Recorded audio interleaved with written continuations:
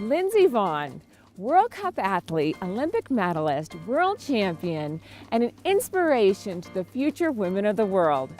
Ever since Lindsey was 14, she's been a force on the hill. She recently has been named the most successful downhiller in history, with a total of 76 World Cup wins and counting. This summer we caught up with Lindsey and talked about how she overcomes adversity and empowers girls to move mountains. Today's Chairlift interview is with Lindsey Vonn. She's won 76 World Cups, 20 Globes, gold medal in the Olympic, World Championship medals. You've done so many things. You've been so successful. Thanks. Why do you think you're so good? I think I had a lot of good people supporting me, but I think I just worked really hard. I had talent, when I was a young kid, and my parents supported me, and I just continued to follow my dreams, and I never gave up, and here I am. When I ask your coaches why you're so good, they say because you're a fierce competitor and they don't know another skier that lays it on the line. I think you're comfortable being uncomfortable. Yeah, I'm not afraid of anything. So, if the weather's bad, you can't see the ground very well. And you're going 80 miles an hour. I still I keep pushing myself. I love going fast, and I love the thrill and adrenaline, and that's why I love racing. I love pushing myself to my maximum. I've mentioned this to you before, but in the starting gate, you're gripping your poles, and then you're ungripping them and gripping them. And you're like a tiger ready to pounce on the course, and you're just... It's more of like I'm bored. I don't want to think about anything when I'm in the start, and so that's why I do that. Like 10 seconds is kind of a long time. So I feel like I'm always just sitting there, and I don't want to think about anything else, so I just twiddle with my poles, and it's kind of like it's like my get ready trigger. So you're not thinking about that turn or pre-jumping that? No, that's what I do before. After I inspect the course, that's my time to prepare mentally, and then when I get in the starting gate, then it's just go time. It's go time, and you just lay it on the line. It's amazing. Thanks. And you've had injuries. A lot. You've had incredible crashes. I remember the one in the Olympics. That was just, hard to watch. But you always come back. You don't come back into fifth place. You come back and you win. Well, how do you do that? I think the biggest thing with injury is obviously you have to get strong again, so that's one of the biggest challenges, but it's also not being afraid. A lot of times people get injured and then they become afraid of hurting themselves again, and I'm not afraid. It's also my downfall. It's why I've been injured so many times, because I don't have any brakes. I'm just 100% gas all the time. That was, I think, as a racer for myself, the hardest thing is to getting yourself up, to challenge yourself, and that just seems so natural for you. Yeah, I don't have any problem pushing the limits. What pushes you to work out so hard? I want to ski fast. I know that's what it takes to win races, and I also just feel more confident about myself when I work out hard. I believe in myself more, and I feel better when I feel stronger. So, and plus it's kind of nice to have your job being in the gym all the time.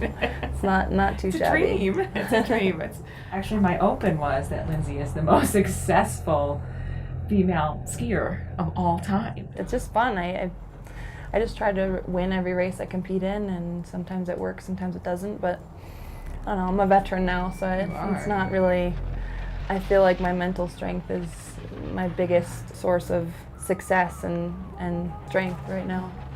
So how can you not be afraid going so fast? What speeds have you gone to?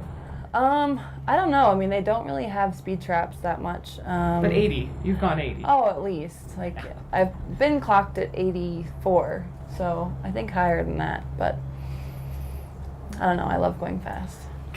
So typically we do our chairlift interview in the winter, but today we're doing it in the summer because Lindsey is very busy in the winter, and you're busy in the summer. I was looking at all the events that you go to. Yeah.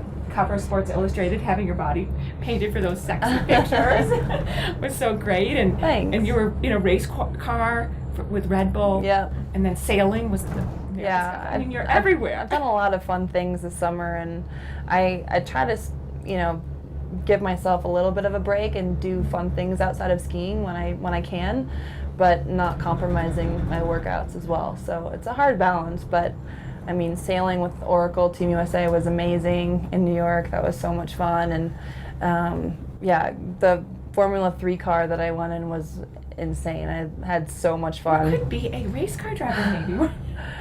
I was thinking, what will you do when you retire? I don't know. I mean, I've got my foundation, which I'm really proud of. We started a year and a half ago, and so I think when I retire, I want to focus heavily on that. Our goal is to inspire and empower them, and you know, I try to do my best to give be a good role model and to set a good example. And I mean, still being myself, but I think one of the best things that feedback that I've gotten from the girls is that they're not afraid to be themselves. You know, they look at me and they said, you know, I talked to a couple girls the other day and they said, you made strong cool.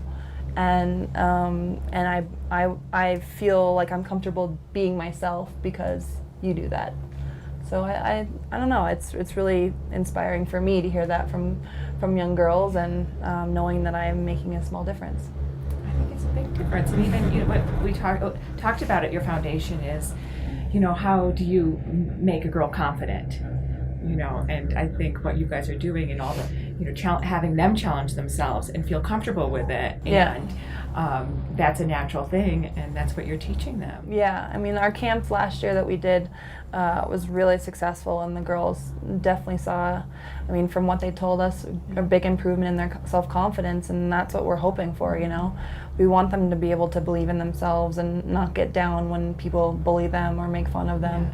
And you know, it's a tough world out there, especially with social media, and you just have to you know, believe in yourself and be yourself. I think that's the biggest thing, the biggest message I've been, you know, telling the girls lately is just be who you are. Yeah. I mean, maybe in your career someone said, oh, you can't do it, and you... Oh yeah, many times. And I actually like it when people say that, because I like proving people wrong. Okay, so here we are in beautiful Vail, Colorado, and this is your hometown. What do you like doing in Vail, and why do you like living here? I like it because it's really quiet. You know, I've got a nice house tucked in the woods, and I've got me and my 3 dogs, and I take them hiking, and I go fly fishing, and of course skiing, and it's beautiful and quiet, and I'm in the mountains, and that's what I love. How long do you think you'll go for? I'm hoping 3 years, but I mean, it depends on my knee. If my knee breaks down at the Olympics, then I'll stop, but if it keeps going, then I'll keep going. Then you were there trying to race last year, and they're taking fluid out of your knee. Yeah. You chipped the bone, and that pain, you have a good pain threshold and speed too. Yeah, I mean, you've been injured enough times that you just know it's just part of the deal. Pain is only temporary. Temporary, okay. Glory is forever. All right, well, thank you for bringing so much attention to the sport. Thanks for our interview Thank you. today. Great to see you. Nice to see you.